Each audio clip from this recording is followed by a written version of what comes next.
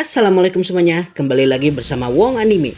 Tensura alias The Time I Got Reincarnated as a Slime adalah anime isekai yang unggul dari anime-anime isekai lainnya dikarenakan unsur-unsur politik dan world building yang ada di dalamnya. Karenanya daripada action, justru dialog-dialog berat seperti yang terjadi di episode inilah yang akan paling banyak mewarnai episode-episode yang akan keluar nanti dari Tensura. Selain itu, season 3 jika memang akan diadaptasi menjadi anime pun, maka bisa dipastikan kalau episode-episode paruh kedua di season 3 ini akan minim action dan lebih bertumpu pada episode-episode yang menggunakan penyelesaian politik sebagai solusi dan konklusi dari arc selanjutnya tersebut. Nah, pertanyaannya adalah kalau episode ini saja yang merupakan episode dengan info-info penting kalian bilangnya kecewa karena ngobrol doang, bagaimana kalian akan menonton nanti season 3-nya yang sangat sedikit actionnya?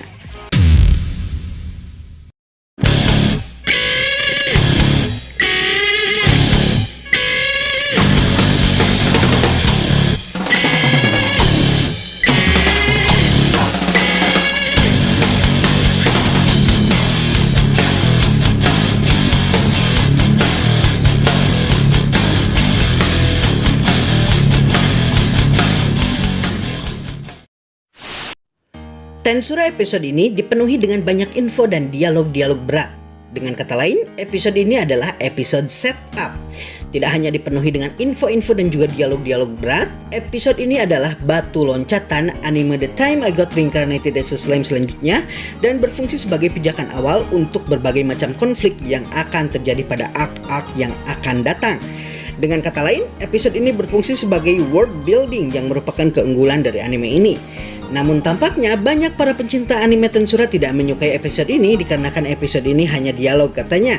Nggak ada actionnya, dan bahkan ada yang nyebut kalau anime ini terlalu banyak flashback, yang mana untuk pernyataan terakhir ini Wong Anime kurang begitu mengerti dikarenakan setahu Wong Anime, kalaupun ada flashback di episode ini, flashbacknya hanyalah kurang dari 2 atau 3 menit saja sehingga tidak terlalu signifikan mempengaruhi jalan cerita episode ini. Dan di episode ini pun diperjelas bahwa mengisahkan kisah Rimuru ini penting sebagai bentuk keterbukaan terhadap sekutu-sekutu Rimuru yang Rimuru anggap sebagai pihak yang dia percaya. Wong Anime menduga kalau ketidakpuasan orang-orang yang menonton anime ini terjadi dikarenakan kebanyakan orang sudah terspoiler terlebih dahulu dan sudah menduga akan apa yang terjadi sehingga mereka mengharapkan sesuatu yang berbeda. Padahal kalau kalian menonton channel-channel reaction di luar negeri, kalian akan melihat kalau kebanyakan dari mereka justru sangat menyukai episode ini dikarenakan episode-episode ini menyediakan info-info yang sangat penting, plot twist yang mereka tidak duga, dan intrik-intrik politik yang menarik.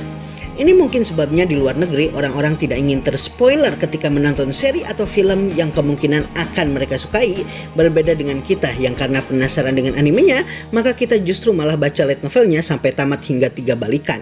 Atau nyatronin grup-grup Tensura di Facebook sampai berbusa. Episode ini dimulai dengan kejutan tidak terduga.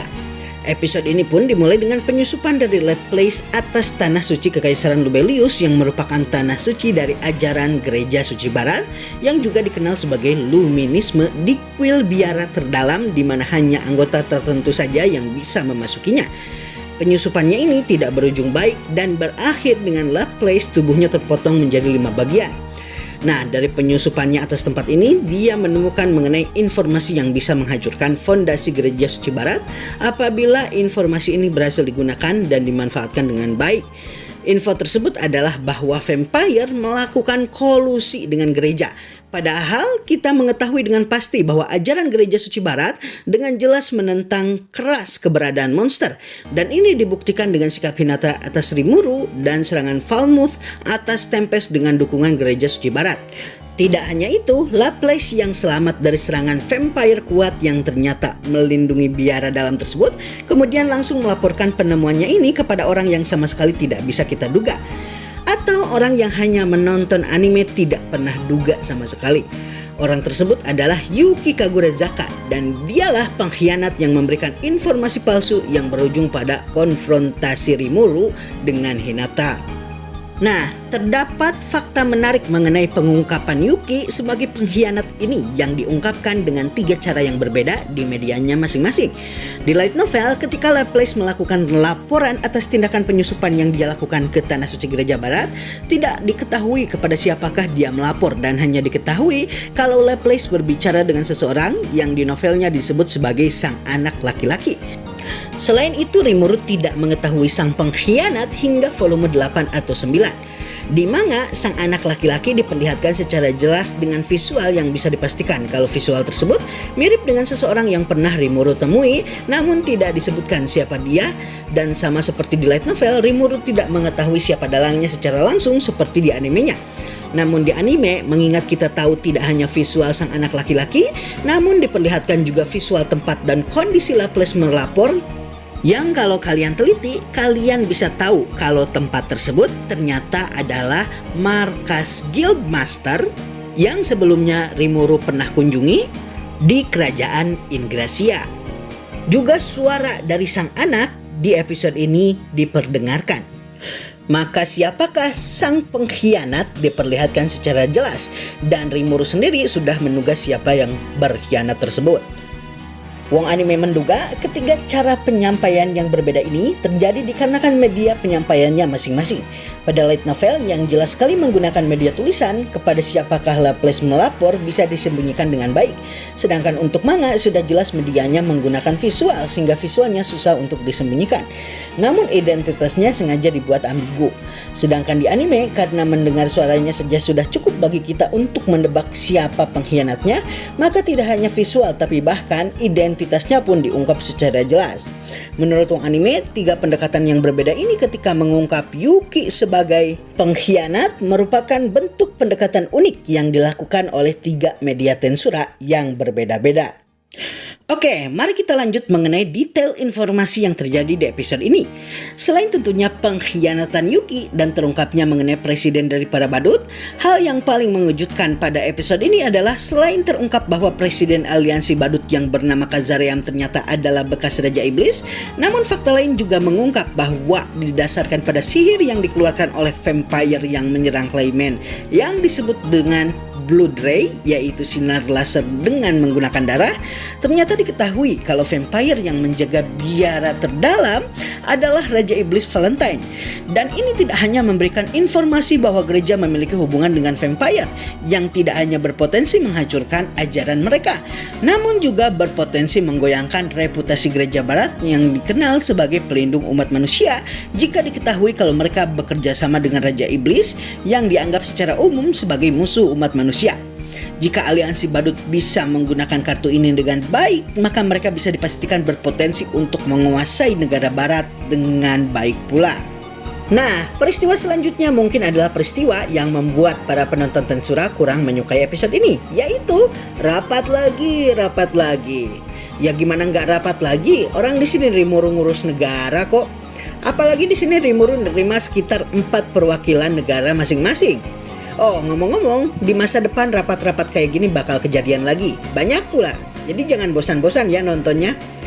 Pada rapat kali ini yang disebut sebagai pertemuan antara manusia dan monster dengan bertuan rumahkan negara Tempest, beberapa perwakilan yang merupakan sekutu terdekat Tempest datang di pertemuan ini. Dari Tempest jelas sekali kalau Rimuru yang akan memimpin delegasi. Dari negara bersenjata Dwargon, Raja Gazel Dwargo dan Dove, pemimpin pasukan Pegasus, hadir. Dari pihak negara sihir dinasti Tharion, delegasi diwakili sang Archduke yaitu Elalud Grimwald. Dari negara binatang Eurazania terdapat 3 Biscuiteers Eurazania.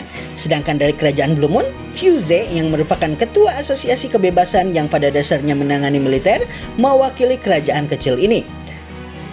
Pada rapat ini, Rimuru kemudian memperkenalkan kepada semua delegasi Veldora yang baru saja dikeluarkan dari segelnya, dan hal ini membuat kehebohan sehingga Fuse pingsan, sedangkan Gazel dan Elalud langsung menghentikan rapat bahkan sebelum dimulai. Mereka berdua kemudian meminta audiensi di ruang rahasia yang berakhir dengan Rimuru agak mereka marahi.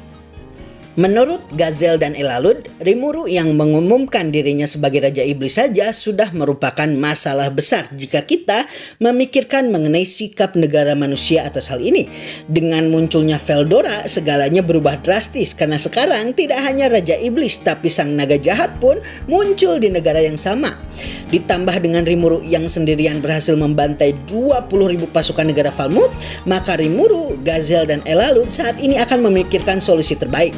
Negara-negara barat kemungkinan tidak akan bertindak banyak mengingat Veldora ada di Tempest.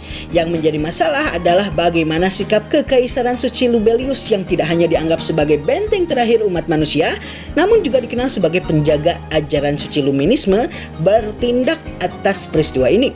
Gazel kemudian mengusulkan untuk memanipulasi informasi mengenai peristiwa pembantaian Falmouth dengan keberadaan Veldora sehingga apa yang diberitakan berbeda dengan apa yang sesungguhnya terjadi. Jadi berita apakah yang akan ketiga pemimpin negara ini sebar? Mari kita lihat nanti. Setelah pertemuan rahasia tiga pemimpin negara tersebut, mereka kemudian kembali ke pertemuan sesungguhnya dan Rimuru pun kemudian kembali menceritakan mengenai masa lalunya kepada semua orang sebagai bentuk keterbukaan dirinya dan kepercayaan Rimuru atas para sekutunya. Dia pun kemudian mengakhiri ceritanya dengan menceritakan mengenai Sakaguchi Hinata yang sempat dia hadapi, yang menurut Rimuru memiliki kesan seperti pembunuh berdarah dingin yang tidak mau mendengarkan. Namun menurut Fuse yang kita tahu berasal dari Blue Moon yang merupakan negara kecil yang unggul atas kemampuan intelijen dan pengumpulan informasi mereka, informasi yang didapatkan Blue Moon justru menyebutkan kalau Hinata adalah orang yang akan menyediakan nasihat dan bantuan kepada yang membutuhkan, walaupun dia tidak akan melakukannya kepada orang yang telah menolaknya. Dengan kata lain, Hinata adalah seseorang yang rasionalis dan pragmatis. Dan informasi ini juga didukung oleh pihak Dwargon dan negara Sarion. Hal ini berarti Hinata berhasil dikendalikan oleh seseorang yang berakhir dengan Hinata keluar dari karakternya yang normal. Kemungkinan ada dua hal yang terjadi kepada Hinata sehingga dia keluar dari karakter normalnya. Yang pertama, Hinata dikontrol menggunakan sihir pengendalian, atau Hinata dimanipulasi menggunakan nama Shizue Izawa sehingga dia sangat marah. Kalau kalian memperhatikan di season 2 part 1, Hinata mengatakan kepada Rimuru di permulaan duelnya dengan Rimuru kalau normalnya dia tidak turun tangan sendiri. Namun tampaknya nama Shizue Izawa berhasil membuat Hinata turun tangan sendiri untuk mengurus Rimuru. Nah, di akhir kita kedatangan sang Ratu Peri Ramirez yang nyangkut di atap tempat rapat pertemuan dan ini berakhir dengan Ramirez berteriak kalau Tempest akan hancur. Tampaknya Studio 8-bit benar-benar berhasil menemukan seni melakukan cliffhanger sehingga para penonton Tensura tepuk dahi ketika mengetahui kalau episode ini sudah tamat dan berasa 5 menit saja. Baiklah semuanya, itulah pembahasan mengenai anime Tensura episode 38 yang keluar Selasa kemarin. Maaf nih, Wong Anime agak telat karena di keluarga ada yang positif COVID sehingga Wong Anime tidak punya pilihan lain selain mengurus keluarga tersebut hingga sembuh. Mengingat sekarang kita berada dalam kondisi lumayan lenggang, maka Wong Anime akhirnya memiliki kesempatan untuk membuat video ini dengan serius. Dan dengan ini, Wong Anime mengakhiri videonya. Assalamualaikum dan sampai jumpa lagi di video selanjutnya.